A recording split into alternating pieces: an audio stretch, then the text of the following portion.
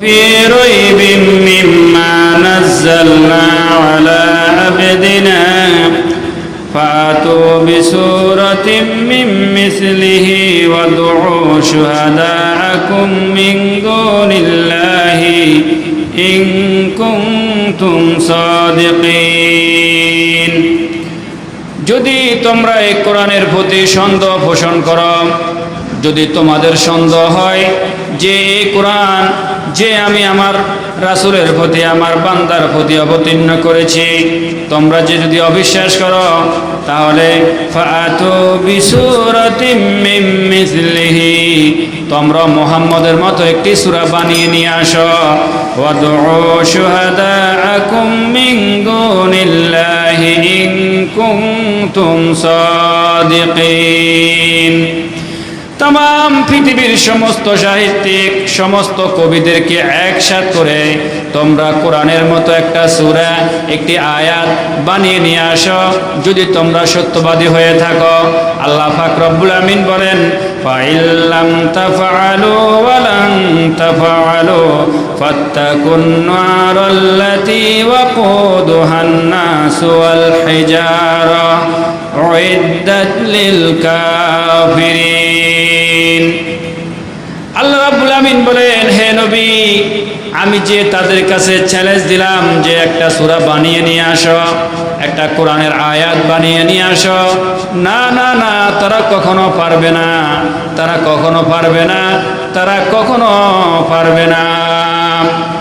সমস্ত মানুষেরা, তৎকালীন সমস্ত কাফেররা, সমস্ত সাহিত্যিক সমস্ত কবিরা একসাথ হয়ে কোরআনের মতো একটা আয়াত, কোরআনের মতো একটা সূরা বানিয়ে নেওয়ার জন্য চেষ্টা করতেছে। কিন্তু যখন কাবার চত্বরে, কাবার দেয়ালে ইন্না আতাইনাকাল কাউসার ফাসাল্লি লিরাব্বিকা ওয়ানহার ইন্না শানিয়াকা হুয়াল আবতার, যখন এই সূরাটা কাবার চত্বরে লিখে দেওয়া হলো, সমস্ত কবি সমস্ত সাহিত্যিক এক কথা বলতে লাগলো যে হাযা লাইসা হাযাল কালাম লাইসা হাযা কালামুল বাশার, এটা মানুষের কথা নয়, এটা মানুষের কথা নয়, এটি কার কথা? আল্লাহ পাক রব্বুল আমিনের কথা। তাহলে দেখেন যে আল্লাহ পাক রব্বুল আমিন তাদেরকে চ্যালেঞ্জ দিলেন, বললেন যে যদি কোরআনটা যদি আসলেই মানুষের বানানো হয়ে থাকে, তো তোমরাও তো মানুষ, তোমরাও কোরআনের মতো একটা আয়াত একটি সূরা বানিয়ে নিয়ে আসো।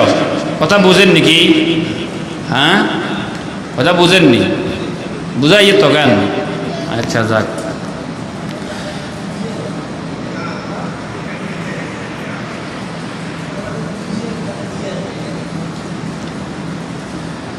কোরআন কেন আল্লাহ রাব্বুল আমিন নাযিল করলেন?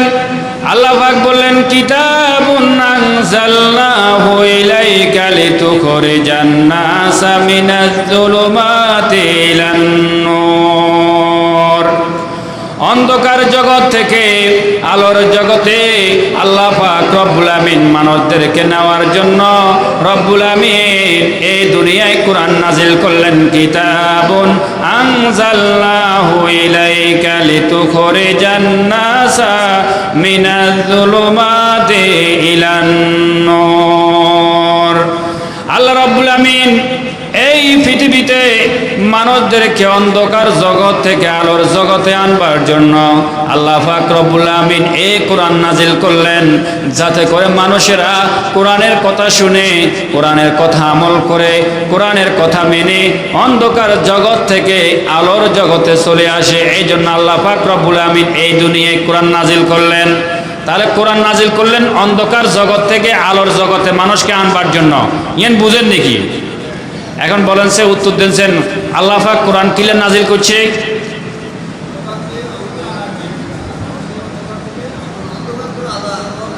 এই কোরআনের নাযিল হওয়ার উদ্দেশ্য বুঝছেননি, অর্থাৎ ইয়েন শিখেন না, একান শিখেন না। ওয়াজ সারা দিনে তো ওই 40,000 1 লাখ টিয়ার বক্তার ওয়াজ শুনিয়ে আছেন, কিছু শিখলেন না, তো তার লাভ কি হইল? তাহলে অন্তত কোরআনের তাফসীর শুনে আপনি এটা বুঝলেন যে আপনারা যদি আমি প্রশ্ন করি যে আল্লাহ পাক রব্বুল আমিন কেন কোরআন নাজিল করলেন, আপনি এক কথায় উত্তর দেনছেন, উত্তর দেন না। আল্লাহ কিলে কোরআন নাজিল করছে কথা বলেন না। হ্যাঁ, এই কথাই কি কঠিন নাকি? অন্ধকার থেকে আলোতে নিয়ে আসার জন্য আল্লাহ পাক এই জন্য কোরআন নাজিল করছে, এই কথাই না। আজকে তাফসীর থেকে আজকে এতক্ষণ ধরে যা কিছু চিল্লাইছি আউয়াইছি, এই শিক্ষা হচ্ছে এইটা। শিক্ষা হচ্ছে কি, কোরআনটা আল্লাহ পাক কেন নাজিল করলেন? আলোর দিকে আনার জন্য। কথাই আনছে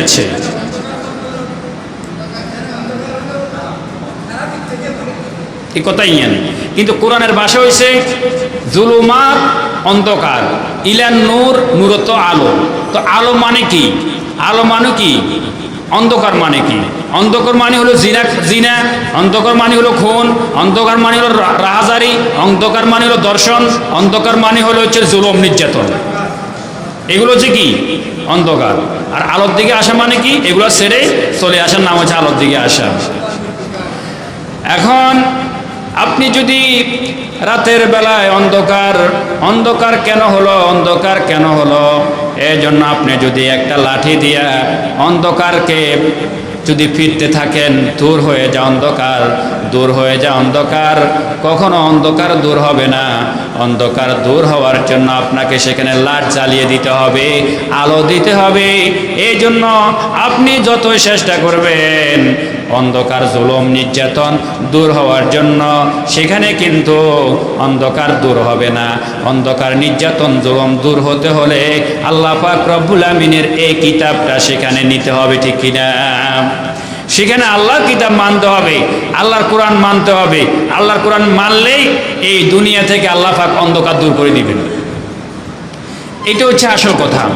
এই জন্য আল্লাহ রাব্বুল আমিন বলেন, আমি আল্লাহ পাক রব্বুল আমিন কোরআনকে যদি জিজ্ঞাসা করা হয়, কোরআন তুমি এই কোরআন কিতাব কোন মাসে নাজিল হলে, কোন মাসে তোমাকে অবতীর্ণ করা হলো, আল্লাহ রাব্বুল আমিন কোরআন নিজে উত্তর দিছে, শাহরু রমাদানাল্লাযী উনজিলা ফীহিল কুরআন, শাহরু রমাদানাল্লাযী উনজিলা ফীহিল কুরআন। আল্লাহ পাক রব্বুল আমিন পবিত্র রমজান মাসে আমাকে অবতীর্ণ করেছে। কোরআনকে যদি জিজ্ঞাসা করা হয়, কোরআন কোন দিনে তুমি অবতীর্ণ হলে, কোরআন উত্তর দিয়ে দেই, ইন্না আনজালনাহু ফি লাইলাতিল কদরি ওয়া মা আদরাকা মা লাইলাতুল কদর, লাইলাতুল কদরি খায়রুম মিন আলফি শাহর। কোরআন বলে আল্লাহ রাব্বুল আমিন রমজান মাসে গুরুত্বপূর্ণ একটা রাত্রি রাখলেন, লাইলাতুল কদর। ওই লাইলাতুল কদরে আল্লাহ পাক রব্বুল আমিন আমি কোরআনকে অবতীর্ণ করেছে। কোরআনকে যদি জিজ্ঞাসা করা হয়, কোরআন আল্লাহ পাক রব্বুল আমিন তোমাকে কেন নাজিল করেছে, কোরআন উত্তর দিয়ে দেয়, কিতাবুন আনজালনাহু ইলাইকা লিতুখরিজান নাসা মিনাজ যুলুমাতি ইলান নূর। আল্লাহ রাব্বুল আমিন এই পৃথিবীর অন্ধকার জগতের মানুষগুলাকে আলোর জগতে আনবার জন্য আল্লাহ পাক রব্বুল আমিন এই কোরআন নাজিল করলেন, আমাকে নাজিল করলেন।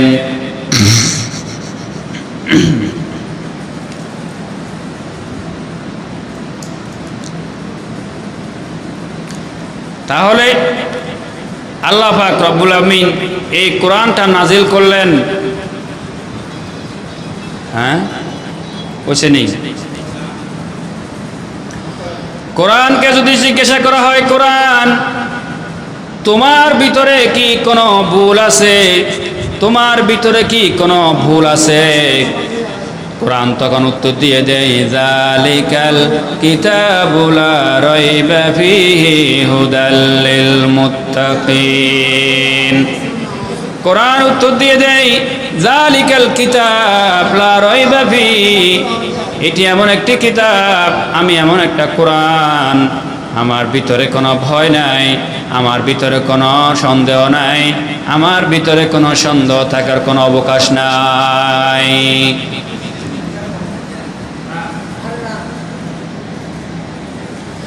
কোরআনকে জিজ্ঞাসা করা হয়, কোরআন, ও কোরআন তুমি কারে পথ দেখাও? কোরআন বলে হুদাল লিল মুত্তাকিন, মুত্তাকি বান্দাদেরকে সহজ পথ, সরল পথ, সিরাতে মুস্তাকিমের পথ আমি তাদেরকে দেখাইতে থাকি।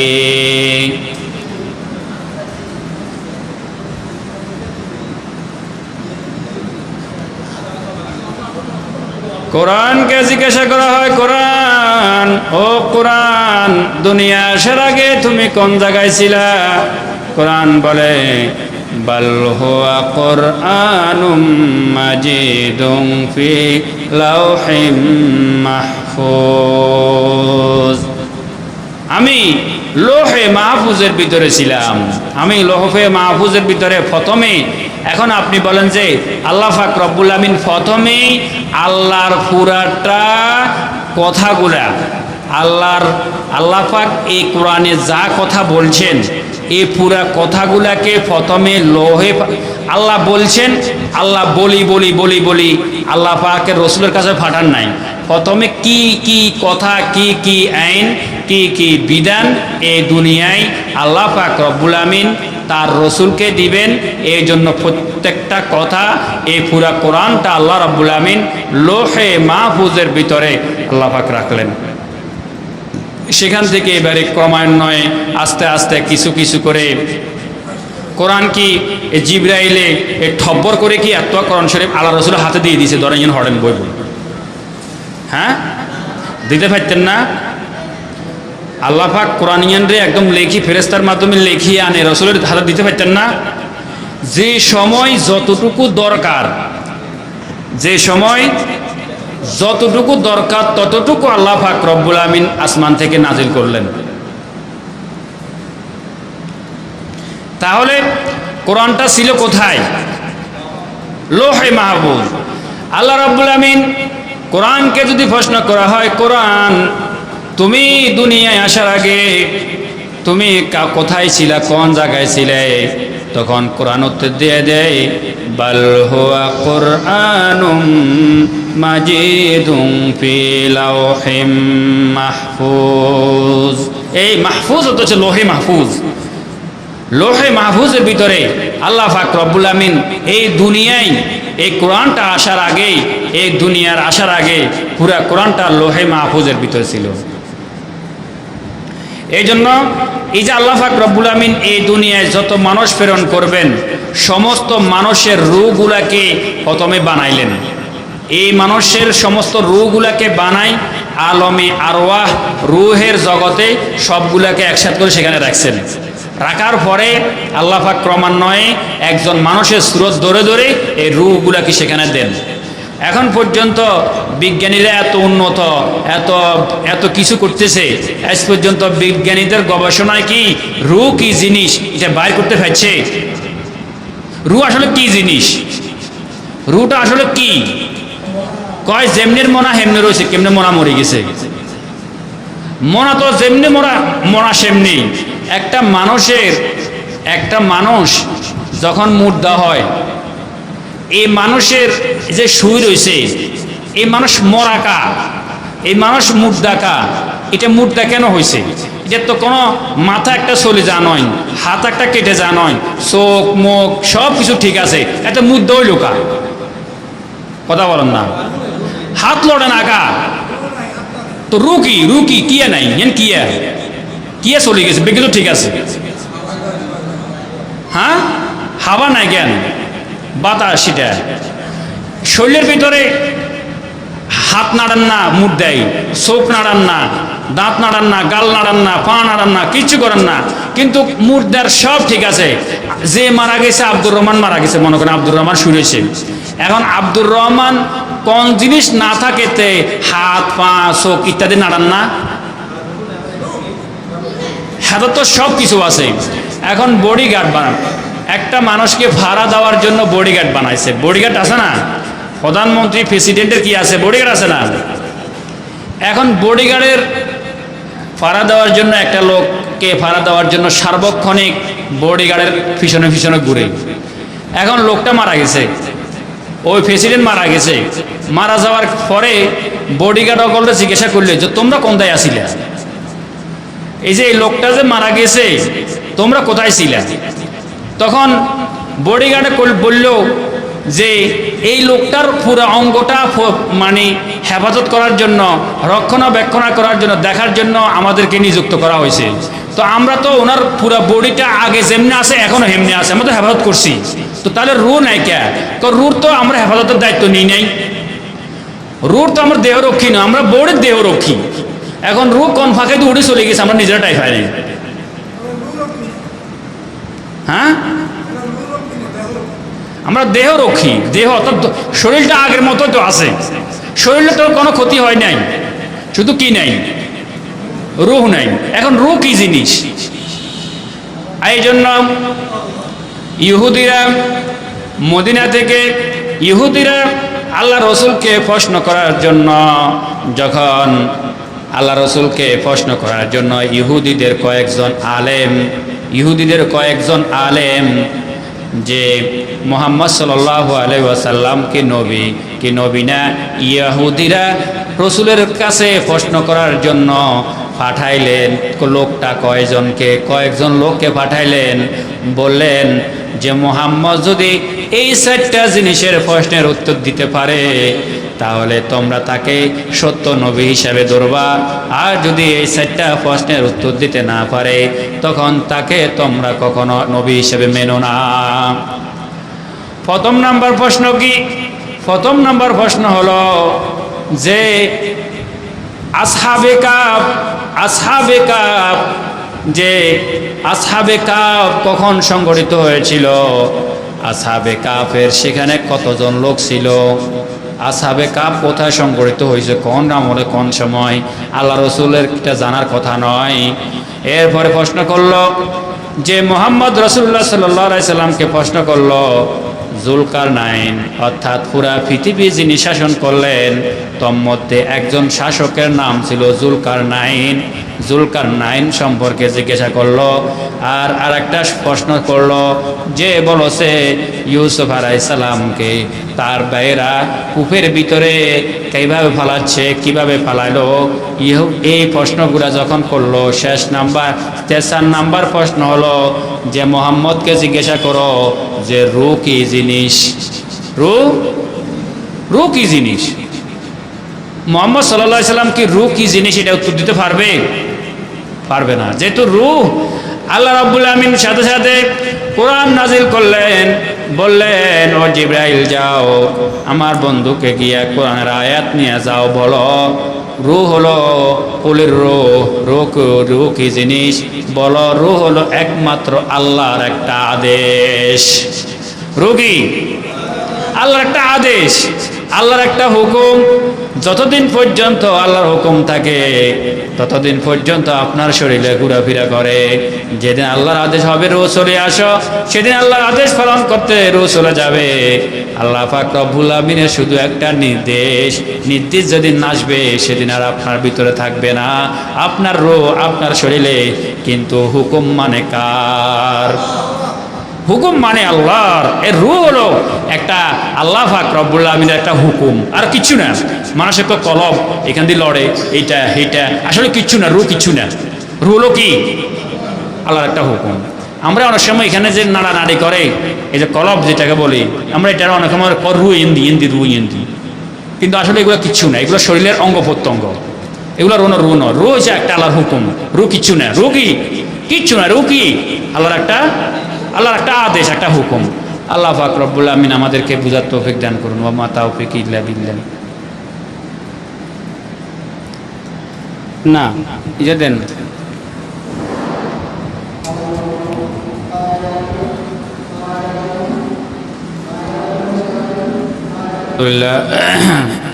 আজকে আমরা রোজার যে মাসলা আলোচনা করব সেটি হলো যে রোজা থাকা অবস্থায় থুতু ফেলা। থুতু এটা মুখের জিনিস। থুতু এটা যদি কেউ গিলে ফেলে তার রোজা কোনো সমস্যা হবে না। যেহেতু থুতু এগুলা কিসের জিনিস? মুখের জিনিস। আমরা আমাদের অনেকের অভ্যাস যে আমরা রোজা অবস্থায় শুধু থুতু ফেলাই, আছে না নাই? হ্যাঁ, রোজা অবস্থা আমরা শুধু থুতু ফেলি। তাহলে এই বারবার যদি থুতু ফেলায় মানুষের সামনে, জিনিসটা খারাপ লাগে না? অনেক খারাপ লাগে। এই জন্য কেউ যদি রোজা অবস্থায় যদি থুতু এগুলা গিলে ফেলে কোনো সমস্যা নাই। এভাবে বারবার থুতু জমা করা, বারবার থুতু ফেলানো যে ঠিক না। কয়েকটা কাজ, একটা কথা ভালো করে মনে রাখবেন, কয়েকটা কাজ এগুলা মানুষের সামনে করতে নেই। কয়েকটা কাজ আছে এগুলা মানুষের সামনে করতে নেই। এক নাম্বার হলো মানুষের সামনে থুতু ফেলতে নাই। মানুষের সামনে থুতু ফেলতে নাই। যেখানে মানুষের সমাগম থাকে, যেখানে মানুষ বসে, সেখানে আপনি মানুষের সামনে বসে বসে কান চুলকাতে নেই। কান কটম দিয়া কান খড়খড়ানি বা লাগে যে মানুষের সামনে করতে নাই, এগুলো আপনি আলাদাভাবে করবেন। নাক খোঁচানি, নাকের ভিতরে ময়লা আছে, নাক খোঁচানি, নাকের ভিতরে আঙ্গুল দেওয়া, এগুলো মানুষের সামনে করতে নাই। চোখ চোখ চোখ নিয়ে খসর খসর করা, এগুলো মানুষের সামনে করতে নাই। যদিও নাকি এগুলা আপনি করতে পারেন, তবে এগুলা কার সামনে করতে নাই। আর একটা হচ্ছে দাঁত কি করা, দাঁত খিলেল করা, গোস্ত আটকে গেলে দাঁত খিলেল করা যায়, এ দাঁত খিলেল করা, এগুলো মানুষের সামনে করতে নাই। এই জন্য লোকমান হাকিম তিনি তার ছেলেকে এ সমস্ত উপদেশগুলো দিলেন যে বাবা, তুমি তোমার মানুষের সামনে এই সমস্ত কাজগুলো করো না, এগুলা করা মানুষের সামনে ঠিক না। যদিও নাকি আপনি করতেছেন, কিন্তু খারাপ লাগতেছে আপনার সামনে যে দাঁড়িয়ে আছে তার, ঠিকই না? করতেছেন আপনি, কিন্তু খারাপ লাগতেছে কার? আরেকজনের কাছে বিরক্তকর মনে হচ্ছে, খারাপ লাগতেছে। এই জন্য এই সমস্ত কাজ, থুতু ফেলানো নাকের ভিতরে, কানের ভিতরে, এরপরে চোখ নিয়ে, এরপরে দাঁত নিয়ে, এই সমস্তগুলা মানুষের সামনে এগুলা করা যায় না। কিন্তু কাজটা কিন্তু নাজায়েজ নাকি? কথা বল না, কাজ কি নাজায়েজ নি? কাজ তো নাজায়েজ না, কিন্তু এই সমস্ত কাজগুলো মানুষের সামনে করাটা ঠিক নয়। যাই হোক, প্রত্যেকটা দিন আল্লাহ পাক রব্বুল আমিন আমরা যেন এক একটা মাসলা নিয়ে আলোচনা করতে পারি। এক একটা মাসলা যেন আমরা আল্লাহ পাক রব্বুল আমিন যেন আমাদেরকে আমলের নিয়তে শোনার তৌফিক দান করে। ওয়া মা তাওফিকি ইল্লা বিল্লাহ।